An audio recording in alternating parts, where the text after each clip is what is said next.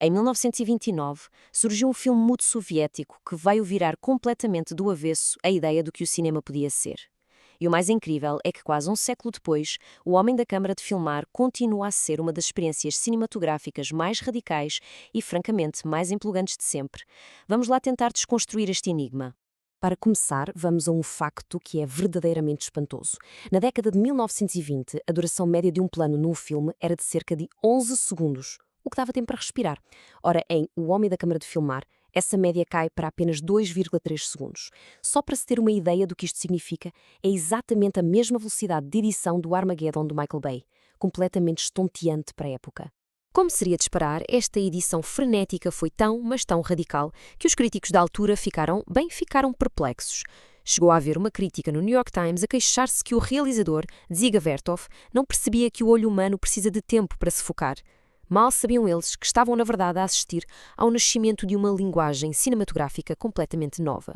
E isto leva-nos, claro, ao grande enigma deste filme. O que é que o seu criador, Dziga Vertov, queria alcançar com uma abordagem tão fora da caixa?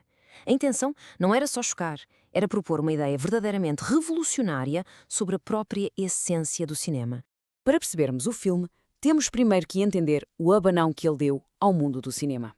Vertov não queria apenas fazer mais um filme, ele queria literalmente reinventar a forma de arte. O que é que se passava, então? Bem, na visão de Vertov, o cinema estava preso. Estava a imitar o teatro, com as suas histórias de ficção, os seus cenários e os seus atores. Ele, pelo contrário, defendia o potencial único do cinema, a sua capacidade de sair para a rua, de ir a qualquer lado e captar a vida real. A vida tal como ela é, sem artifícios. E isso leva-nos à sua solução. Uma nova filosofia radical sobre o que um filme podia ser. Aqui ele deu o nome de Manifesto Kino-Eye.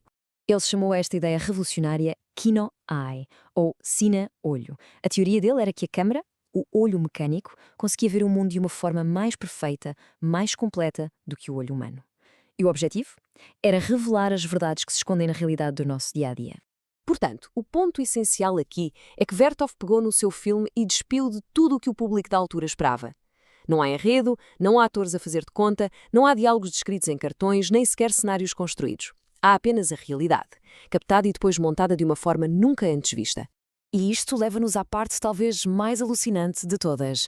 O Homem da Câmara de Filmar não é apenas um documentário sobre uma cidade. É um filme sobre o próprio processo da sua criação. Nós vemos o cotidiano de uma cidade soviética, o acordar, o trabalho, os momentos de lazer. Mas, e aqui está o golpe de gênio, ao mesmo tempo vemos as pessoas que estão por trás das câmaras. O filme mostra-se a ser filmado, depois a ser editado e, no final, a ser projetado para um público. As personagens do filme são, na verdade, a equipa real. Temos o próprio Vertov como o cérebro por trás de tudo, o seu irmão, Mikhail Kaufman, que é o intrépido operador de câmara que vemos constantemente no ecrã a fazer acrobacias, e a sua mulher, Elizaveta Svilova, a editora, que vemos na sala de montagem a dar forma a todo aquele caos de imagens. E isto tudo cria um ciclo perfeito que se fecha em si mesmo. O filme mostra o ato de ver, através do operador de câmara, depois mostra o ato de criar, com a editora, a juntar os pedaços de filme, e por fim mostra o ato de visionar, ao filmar o público no cinema, a assistir ao filme que acabamos de ver ser feito. É brilhante. Então, a grande questão é, por que é que esta experiência, com quase 100 anos, ainda é tão importante hoje em dia? Qual foi o seu legado? A verdade é que as suas técnicas criaram uma espécie de manual de instruções para o futuro do cinema. Décadas mais tarde, realizadores da nouvelle vague francesa, como Godard, adotaram os seus jump cuts como uma assinatura de estilo. E hoje, a montagem rápida e rítmica que vemos em todo o lado, desde videoclipes a documentários, tem as suas raízes aqui, neste filme de 1929. A influência do filme é tão profunda que, ainda hoje, ele é consistentemente considerado um dos maiores filmes de sempre. Numa recente e muito prestigiada sondagem da revista Sight and Sound, críticos de todo o mundo votaram nele como o 9º melhor filme de todos os tempos. No fundo, o quebra-cabeças cinematográfico que Vertov nos deixou resulta numa reflexão final muito provocadora. Ao tirar todos os elementos da ficção, ele não nos deixou com um vazio.